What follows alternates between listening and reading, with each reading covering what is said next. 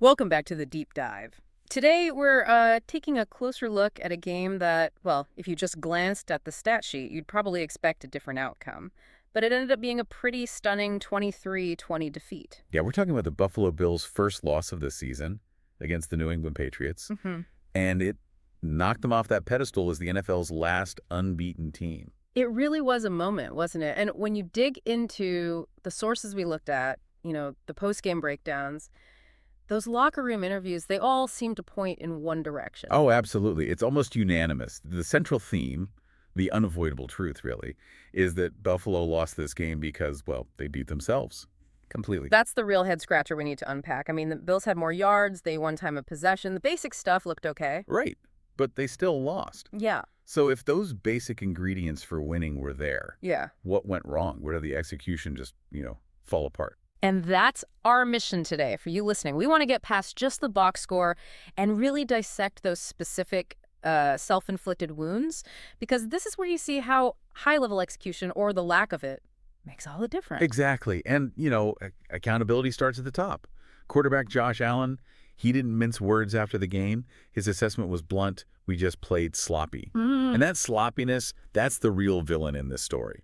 Okay, so let's unpack that sloppiness.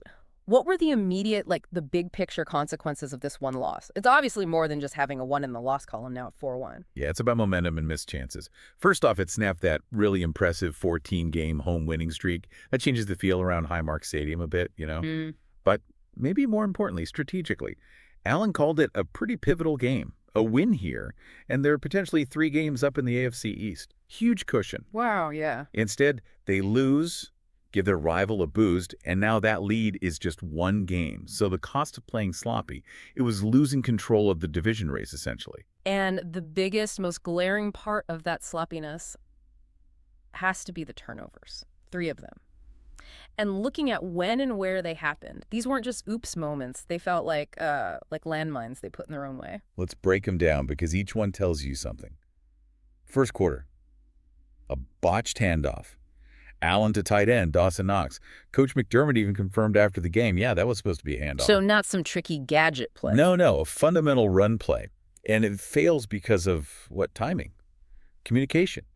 That kind of basic error early on, it kind of suggests maybe the focus wasn't quite there from the jump. And then, almost right away, still in the first quarter, the second turnover happens.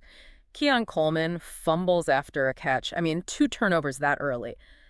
It just kills any rhythm you're trying to build. It really does. Yeah. But the location of this fumble was brutal. Right. The Patriots recover it deep in Bills' territory, Buffalo's 11-yard line. You're basically handing your opponent points on a silver platter. A field goal, maybe even a touchdown. Yeah, you're putting your defense in an impossible spot. Exactly. You can't keep asking them to clean up messes like that, especially not field position gifts like that one. And the trifecta was Allen's second interception of the whole season, this one in the third quarter. And crucially, it happened when they were driving in the red zone. That's just peak leverage territory. That's pure opportunity cost right there. Hmm. Allen talked about it, said he saw Khalil Shakir, thought he had him against man coverage, but just left the throw a little inside against man coverage. That little bit inside, that's everything. That one mistake likely cost them at least 3 points, maybe 7. And in a game you lose by 3. But you do the math. It's painfully clear looking back. Okay, so those 3 turnovers alone are bad enough. But then you layer in the historical context, and it gets even more significant. These mistakes didn't just cost them the game, they ended some really defining streaks for this team. Yeah, this is where it gets wild. Now, the Bills' defense did force a fumble from Ramondre Stevenson, so they got 1 takeaway. But the offense gave it away 3 times. So they lost the turnover margin? Right. And losing that turnover margin, it snapped an NFL record streak. They had gone 26 straight games without losing the turnover margin. 26? That's incredible. 26 games. That's like, nearly 2 full seasons of taking care of the ball better than, or at least equal to, their opponent. That level of consistency, that fundamental ball security, it just vanished in this one game. What does a streak like that even tell you? I mean, it can't be luck, right? That has to be drilled into them. Oh, it's absolutely organizational discipline. It's coaching. It's player buy-in. Yeah. Which makes the lack of discipline in this game stand out even more starkly. Uh-huh. It suggests their whole approach, maybe their whole winning formula, was built on protecting the football. And when that foundation cracked in this game, well, other things started to crumble too. And think about Allen himself. Yeah. He hadn't had a multiple turnover game through all of 2024, and not the first 4 games of this season either. So you saw both the team's discipline streak and the QB's personal discipline streak just break at the same time. The bedrock really did crack. And Allen, to his credit, seemed to own it completely. His post-game comments were pretty harsh on his own unit. Very harsh. No sugarcoating. He flat out said, "Not going to win a football game turning the ball over 3 times in our red zone." Yeah. Called the offense piss poor. Wow. Yeah. And he made sure to credit the defense, saying they bailed us out a couple times. When your leader uses language like piss poor about his side of the ball, you know it was bad. He's diagnosing it as just like total system failure on offense. So it shifts from maybe a bad game plan to just not executing. Exactly. You can't scheme your way out of botched handoffs and bad throws in key moments. And that intensity, that self-criticism from Allen, it kind of leads us right into the second major problem the sources point to. Discipline again, but this time showing up as penalties. Lots of them. It really felt like maybe the frustration from the turnovers just bled into everything else. A season-high 11 accepted penalties. But the timing. Yeah, the timing is key. 8 of those 11 flags came in the first half. 8.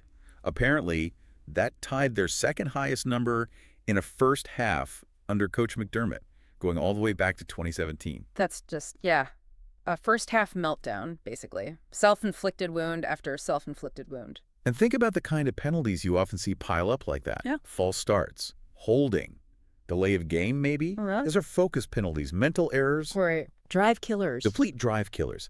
Every time you think you've got something going, maybe convert a third down, and then, oops, yellow flag brings it back. That's not just lost yards. It's like a punch to the gut, psychologically. You add those penalties on top of the turnovers, and suddenly it makes sense why 3 different Bills drives got into Patriots territory and came away with 0 points. Death by 1,000 paper cuts. They moved the ball between the 20s, maybe won some field position, but then a penalty here, a turnover there. Just slam the door shut every single time. And the impact on their usual offensive firepower, especially at home, was really noticeable. Yeah, they're usually so good at home. Right. Fortress Buffalo. But those 20 points, that was their lowest score in a home game since way back in week 6 of 2023. And this loss ended a 16-game streak they had going, scoring over 20 points at home. That was the longest active streak like it in the whole NFL. So an established identity, especially at home, just kind of evaporated in this game. Completely. And look at halftime. They're down 6-3. No first half touchdown. That hadn't happened since, again, week 6 of 2023. This wasn't just a slightly off day. This was like a reset back to struggles they probably thought were behind them. And Coach McDermott seemed to see that regression too, right? Yeah, his comments were telling. He said they didn't play our game, admitted they were maybe too cute at times. But the quote that really summed it all up for me, the strategic failure part, was, "We played the game that they wanted us to play." Oof. So if the Patriots' plan was, muck it up, win ugly, rely on mistakes, the Bills just handed it to them. Pretty much gift-wrapped it. They let their own execution errors, what McDermott specifically called self-inflicted wounds, dictate how the game went. It becomes really hard to analyze what the Patriots did strategically when the Bills were, basically tripping over their own feet the whole time. Okay, so mostly doom and gloom, mistakes everywhere. But before we get to the final takeaways, we should mention the one clear positive, the silver lining that the sources did point out. Right. Got to give credit where it's due. And that was tight end Dalton Kincaid. Yeah, he had a day. He really did. Kind of the lone bright spot offensively. While everyone else seemed to be struggling with execution, Kincaid puts up a career-high 108 receiving yards on 6 catches. That's significant. Very. It actually pushes him to first on the team in receiving yards and touchdowns right now. And get this, second in receiving yards among all tight ends across the entire NFL. So he's becoming a serious weapon. And Allen noticed, right, he praised him specifically for something. Yeah, for beating man coverage. Which is exactly what you need when the defense is trying to lock things down. The analysis showed 3 of his 6 catches, the big ones 15, 20, 20 yards, came against man coverage. So when the basics were failing elsewhere, Kincaid was winning those tough one-on-one matchups. He was the reliable guy. Good for him. But sounds like he kept it in perspective. Totally. Despite the career day, his comment afterwards was simple, team-first stuff.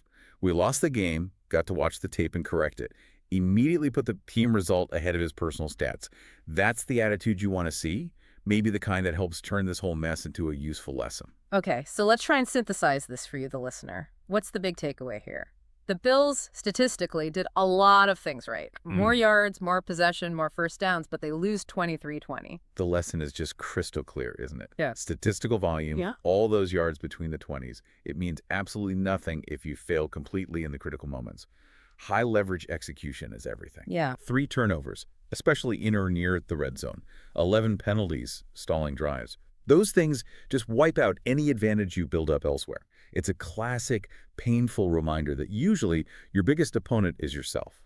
Self-sabotage. And that's so applicable, right? Like beyond just football. Think about, I don't know, a big project launch at work. Hmm. You can have all the planning, all the resources, the total yardage, but if there's a fundamental miscommunication between two key teams like sales and product dev, that's the botched handoff. Exactly. That one self-inflicted error, maybe right near the goal line, it just kills the whole thing, makes all the hard work before it feel kind of pointless.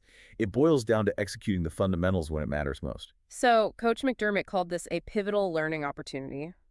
Allen called the game itself pretty pivotal, one they needed and didn't get. Which leads us to maybe a final thought for you to chew on. Right. Consider this. When you have a loss this bad, but it's so clearly self-inflicted, where the mistakes are obvious, traceable, does that kind of disastrous clarity actually offer a more valuable learning moment for a team long-term? Maybe more than squeaking out a confusing win where you ignore the underlying problems. Or is the cost just too high? For a team with Super Bowl aspirations, is losing that shot at a 3-game division lead, that crucial momentum, simply too damaging no matter how good the lesson might be? Knowledge gained through failure versus a critical opportunity lost. Something to think about. Definitely something to think about. That's all the time we have for today on The Deep Dive. We'll catch you next time.